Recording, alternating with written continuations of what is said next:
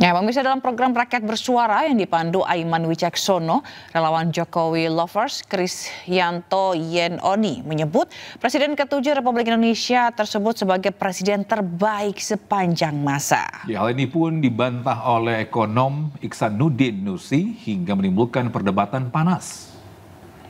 Saya bahkan sempat tepuk tangan, tapi ketika sampai di situ saya mulai kok ada yang aneh ya. Itu hak Anda. Gini, apapun yang Anda katakan tentang Jokowi, mayoritas rakyat Indonesia hari ini melihat Jokowi presiden terbaik.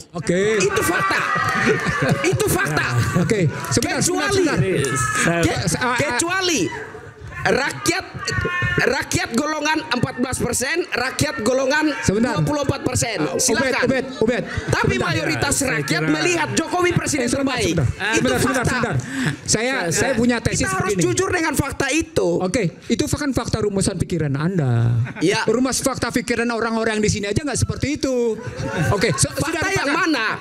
Saya pikir ini harus adil. Jadi apa yang menjadi tolok ukur kita? Saya pikir pandangan mayoritas rakyat harus menjadi tolok ukur pikiran kita. Terkorup di dunia versi OCCRP, versi OCCRP. Apa itu OCCRP? Aiman, saya tidak ingin. OCCRP itu hanya melakukan polling. Bukan media kredibel. Kita juga harus fair. Saya tidak ingin berdebat dengan omong kosong. Anda juga omong kosong, Prof. Tak pantes. Saya tidak bicara omong kosong. Izin, maaf. Sudah. Saya terluka Anda bilang saya omong kosong. Saya rakyat jelata merasakan. Baru di era Presiden Jokowi, rakyat jelata merasakan kehadiran negara. Baru di era Presiden Jokowi. Betul. Baru di era Presiden Jokowi rakyat jelata di pelosok-pelosok negeri ini merasakan sentuhan negara. Baru di era Presiden, kecuali di golongan rakyat 16% dan 24%. Saya fair. Saya tidak. Tapi di kalangan mayoritas rakyat, Jokowi presiden terbaik. Cukup sekarang. Kita merasakan. Kita merasakan. Izin Prof. Tadi Anda katakan bagaimana hal jangka pendek kita tidak rasakan, kita mau rasakan jangka panjang. Prof, kita bikin bendungan tidak mungkin langsung panen padi. Izin Prof. Kita bikin bendungan harus ada sawah yang kita airi, harus ada padi yang kita tanam, baru kita tuai. Itu yang dimaksud jangka panjang. Tidak bisa. Tadi Anda katakan, no. Anda katakan, Prof. Tadi Anda katakan jangka pendek saja kita tidak rasakan, apalagi jangka panjang. Saya kira logikanya keliru. Keliru ya. Bisa Presiden Prabowo Subianto menelpon Raja atau Emir Qatar, Sheikh Tamim bin Hamad Al Thani. Dalam perbincangan ini, Presiden Prabowo menanyakan kondisi terkini di Qatar pasca serangan Israel ke Doha, Qatar, ini pada Selasa 9 September. Momen ini diunggah melalui akun Instagram Sekretariat Kabinet.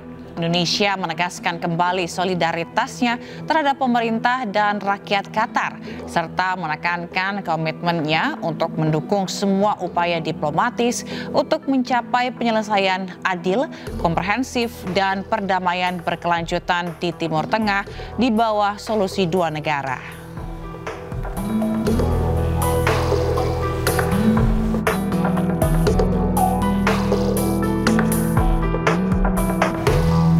Sebelumnya serangan udara Israel menghantam ibu kota Qatar, Doha. Ya, serangan menargetkan para pejabat senior Hamas yang berkumpul untuk membahas proposal gencatan senjata Amerika Serikat terbaru untuk Gaza.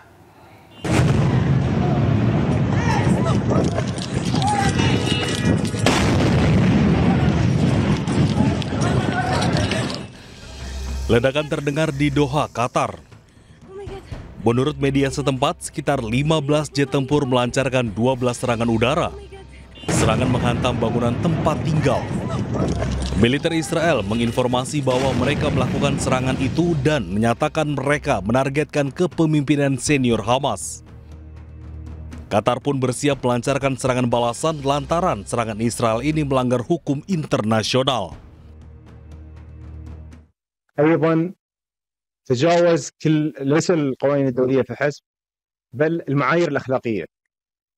نحن نتحدث عن دولة وسيطة تستضيف مفاوضات بشكل رسمي وبوساطة رسمية وبحضور وفود من هذه الدولة التي أرسلت هذه الصواريخ للهجوم على الوفد المفاوض من الطرف الآخر.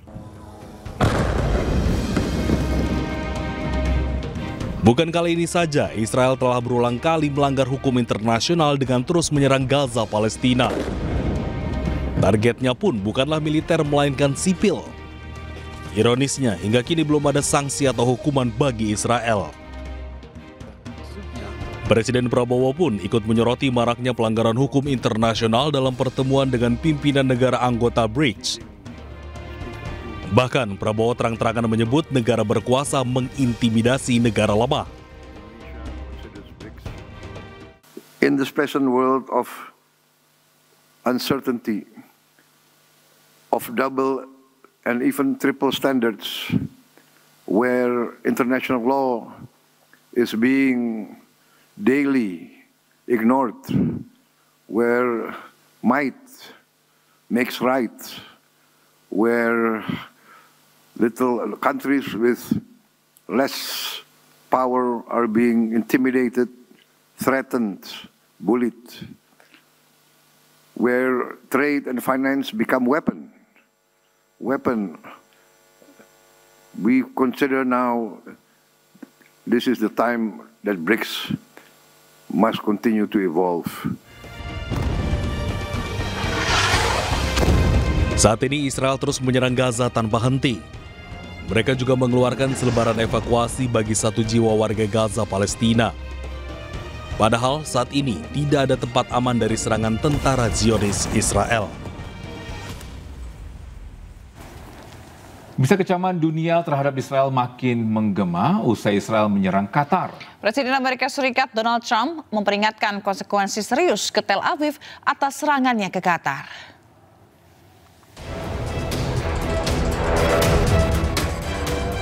Presiden Amerika Serikat Donald Trump mengaku tidak senang dengan serangan Israel yang menargetkan para petinggi kelompok Hamas di Qatar pada Selasa waktu setempat. Trump mengatakan serangan yang menewaskan sejumlah anggota Hamas itu berpotensi membuat perundingan gencatan senjata berada di jalur yang tidak pasti. Sebelumnya Trump juga menegaskan keputusan Israel menyerang Doha dibuat sendiri oleh Perdana Menteri Israel Benjamin Netanyahu tanpa ada campur tangan Amerika Serikat. I'm never surprised by anything, especially when it comes to the Middle East. I would tell you this, I was very unhappy about it, very unhappy about every aspect, and we got to get the hostages back. But I was very unhappy about the way that went down. PBB pun mengutuk tindakan Israel yang menargetkan pimpinan senior Hamas di Doha dan menggambarkannya sebagai pelanggaran terang-terangan. I condemn this flagrant violation of the sovereignty and territorial integrity of Qatar. All parties must work towards achieving a permanent ceasefire.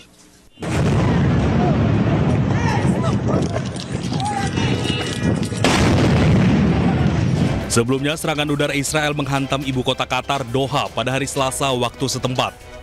Serangan tersebut menargetkan para pejabat senior Hamas yang berkumpul untuk membahas proposal gencatan senjata terbaru untuk Gaza. Beberapa ledakan pun terdengar di seluruh kota dengan asap terlihat mengepul di atas distrik Qatar. Oh my God! Dan informasi lainnya, pemirsa, jenazah Zetro Leonardo Purba, staf KBRI di Peru yang tewas akibat ditembak pria bersenjata akan dimakamkan hari ini. Ya, sebelum dimakamkan, jenazah Zetro terlebih dahulu disemayamkan di gedung Kemenlu untuk upacara penghormatan.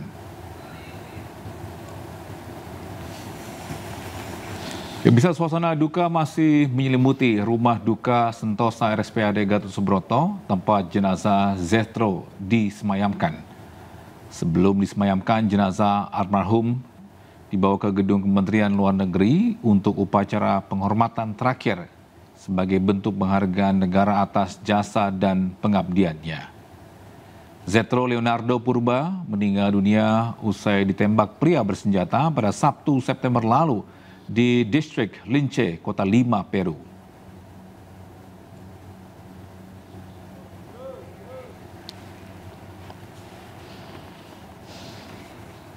Dan bisa untuk informasi terkini penghormatan terakhir untuk almarhum Zetro, kita sudah bergabung dengan Anissa Rizkia di Gedung Kementerian Luar Negeri Jakarta.